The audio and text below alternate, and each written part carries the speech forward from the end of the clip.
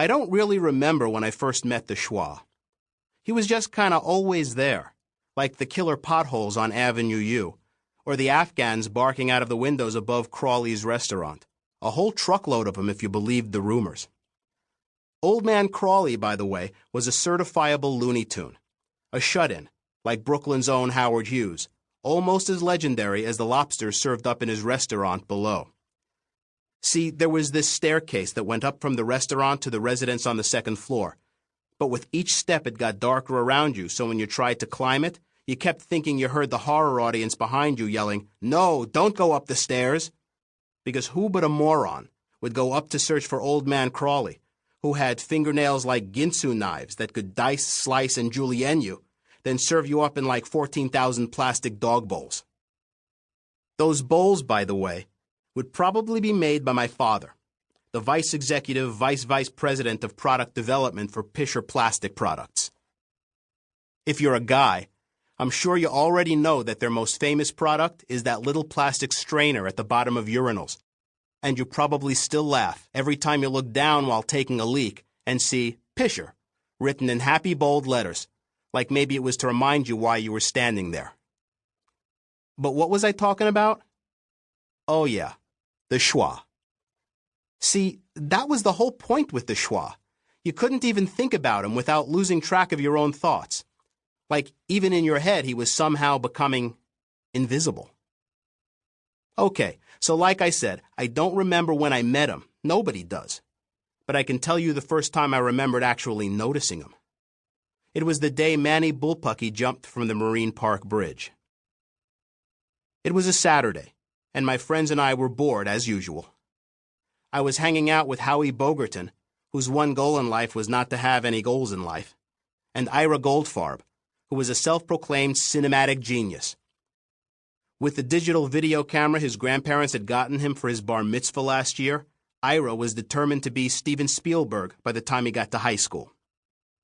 As for Manny Bullpucky, we kind of dragged him along with us to various places we went. We had to drag him around on account of he was a dummy. Not a dummy like Wendell Tigger, who had to repeat the 5th grade like 14,000 times, but a real dummy. More snooty people might call him a mannequin, or even a prosthetic personage, because nobody calls things what they really are anymore. But to us normal people in Gerritsen Beach, Brooklyn, he was a dummy, plain and simple. As for his name, it came in the natural course of human events. Dad had brought him home from work one day. "Look at this guy," he says proudly, holding him up by the scruff of his neck.